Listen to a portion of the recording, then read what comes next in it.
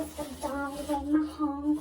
It's a dollar in my home. It's a dollar in my home. It's a dollar in my home. Dollar in my home.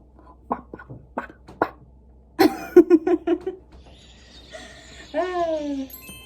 Dollar in my home. So the first thing I was super excited to be able to find at Dollarama was Mod Podge. Podge? I've always wanted to try this. I know this is nothing new or anything, but I've always wanted to try this, and they come in handy for a lot of like ceiling or little projects, but it's pretty expensive here in Canada. I'll insert a picture of like what you can usually find at Walmart. I've never seen them in like these small containers, but I think these are $1.25 each, so $2.50 for both of these. Steal. Amazing. Next up is Exacto Knife. Again, nothing like life-changing, but this was like also like $1 something, and you think it comes with like a replacement knife, and they come in handy for so many things that you need to cut. I sometimes will like precision cut watercolor paper with it because I don't have like a paper cutter. 10 out of 10 would recommend, and like you can buy them online from Amazon, but they're always a lot more than $1. Yeah, check out your Dollarama for these things. Okay, so next up, something that I got excited about are these fine liners. They're $3.50 for this 14 pack, and like again, if you really want to try a fine liner, they're super fine tip, 0.4 millimeters. If you really want to try fine liners but you don't really have the budget to get the good ones, just try this. Pretty sure they are water soluble, so you can't use them with like watercolors or anything like that, but $3.50 for 14, and you know, they work just as fine as other ones. It's great. And they have different types too. In store they had the marker tip ones, and I think there was more of them in there, so it depends, but check out the art sections or marker sections. There's also like other cool things that I saw there that I didn't want to buy because I'm trying not to stockpile art supplies even though I already have too many. They had like the really thick marker tips, so if you wanted to do those like freehand doodles, you could get that. That looked really dope. I resisted the urge to get that one. So next up we got these dual tip brush pens. So there's, on the one side there is the brush pen, and then on the other side it's the fine liner. So you don't even need to buy the other pack that I just showed. If you don't want to, you can just buy these, especially if you don't plan on using them like too often. But these are great to just like practice your lettering. I mean, they work great. They're water soluble. Like you can't, I've used them by accident in a watercolor piece, and yeah, that was a whole mess. But again, if you're just trying to practice like calligraphy and lettering, like a steel, was it 3 something? Dope. I keep them together with Crayola markers. These are a favorite in like the lettering and like bullet journal community. They're great. They're like really cheap, and sometimes they have them. Like when I went, they didn't have these exact ones. They had like different ones, but I think you can just look online in other places for like their 100 pack or something, and they last forever, and you can get a lot of them, and they're really cheap. So now we're gonna get into the more watercolor section of the art supplies that I've been able to find. So I know a lot of people use like washi tapes for taping down the sides of their watercolor pages or papers when they paint to like kind of have the borders and stretch them out, but I don't find that those are enough. So you can get these really cheap at Dollarama, or like $1.25 for 50 each. This is more of like a traditional painter's tape, and it does have a harder like sticky side to it, so you have to be really careful when you take it off, but it's a bit thicker, so it works better for like paper that's really stubborn and like doesn't want to stay flat. And then I also got a white thinner type, and this one is not as sticky, so it's like a lot safer for when you peel the sides, but it doesn't stretch the paper as well, so I use this with like paper that can handle water better.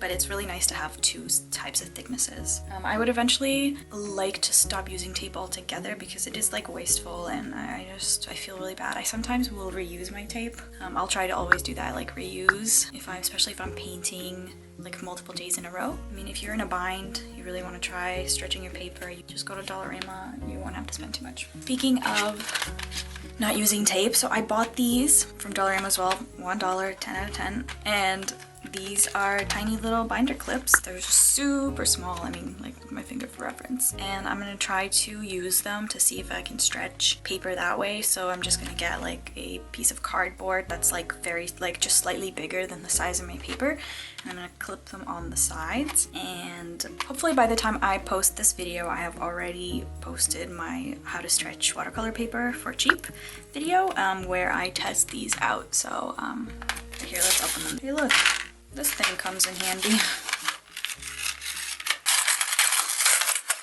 Ta-da! So the reason I got them this small was because I've tried using bigger ones and they dent the paper. So I'm hoping that this won't be the case. They're like not, like I can do this without it being like painful. Hopefully they're still strong enough to hold down the paper so it stretches, but not strong enough to make a dent in the paper.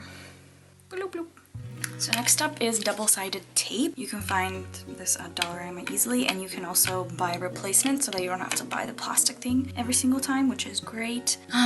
So this is good for if you're really into scrapbooking or bullet journaling. You know, the fancy people have like those, like the sticky, it looks like a, oh my gosh. Oh yeah, it looks like a whiteout thing, but it's actually just double-sided like glue. But they're usually like a lot more expensive. Like I got one from Muji for like $5 and that was really painful. This was like $1. And like I said, you can buy replacements and yeah.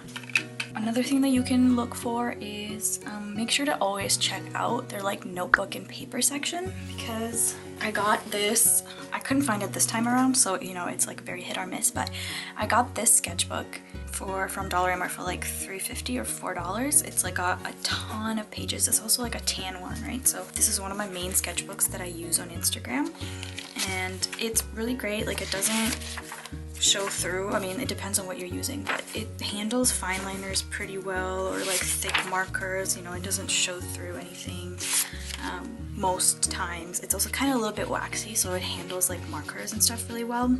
Obviously not like watercolors or anything like that. I mean, like how great is this? $3.50, $4 for this? Damn.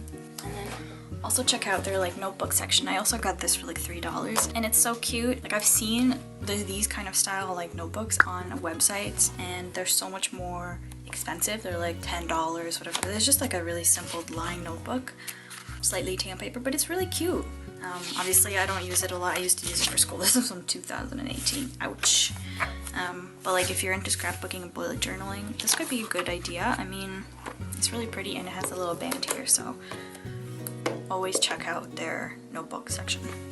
Other things that you can always check out is like look to see what they have in different aisles for flat lay decors. I saw these little cute like balls that look kind of like rattan balls and I didn't get them, and now like we have a semi-lockdown in Ontario and I don't want to go there because it's obviously not an essential purchase. So I mean, maybe they'll still be there by the time I'm gone, but I really wish I got them for my Instagram photos and like flat lays. You really have to look through, like they'll have a lot of really cheesy like funny looking things, but yeah, you don't have to break the bank in order to get like really cute Instagram photos. Other things, obviously like everyone knows, but you can get canvases or canvas stuff for acrylics if you really want to. They're not like amazing, but you can search up ways to make them a bit better if you're on a very tight budget. That's one way to go. Oh yeah, let me show you. I got this thing from Dollarama as well, and it's just something I use for checklists, obviously. And when I'm done, I rip the page out and then I save it for the future when I'm gonna make like paper from scratch, so that nothing goes to waste and I can, you know, practice that. So that's really cool if you really need something, if you're not like a big fan of using notebooks, because I'm just that lazy. Like if I have to open something in order to make and look at my checklist, it's over. So I have this on my desk and I can like look at it easily from time to time and in the mornings. And then what else? They have a lot of like plates and cutlery and stuff. Obviously you don't need cutlery, but for the plates you can check out if they have little cute ceramic plates or flat plates to mix your watercolors on or your paints on. Again, you see them online for like 20, 30, 50 bucks, and like I'm just not going to be paying that much unless I save up for it or like buy from a small business. Oh yeah, and like look for like envelopes and stuff. So if you're a small business and you're sending stuff out, you know, and if you're in a bind and like wherever you order from is behind, check out what they have for envelopes and stuff. I got this pack of 10 for $1.25. And they're like pretty big, and I mean obviously they're like really thin, so I'm just going to, I save like a lot of like cardboard scrap, and I'm just gonna cut 2 pieces of cardboard and put on top. I want to send some of my friends a couple of watercolor pieces that I painted, so yay. And that's it for my little dollar store haul. You might already know all of this, but if you are a beginner just starting out, always check out your dollar store to see what you have. They might have a lot of stuff that you need and you'll save a lot of money. And like, obviously I always recommend buying from small businesses and buying quality products. That's not what you're gonna find at Dollarama, but that's kind of like a luxury, right? When you're just starting out, maybe you don't have a big budget, you just kind of want to feel things out. There's no need to spend all that money and then later on figure out like that's not what you want, or you're not interested, you're not as interested as you thought. So, you know, start at Dollarama. And yeah, that's it. Okay, bye. Wait, hold on, can I fit my head in there? Bye.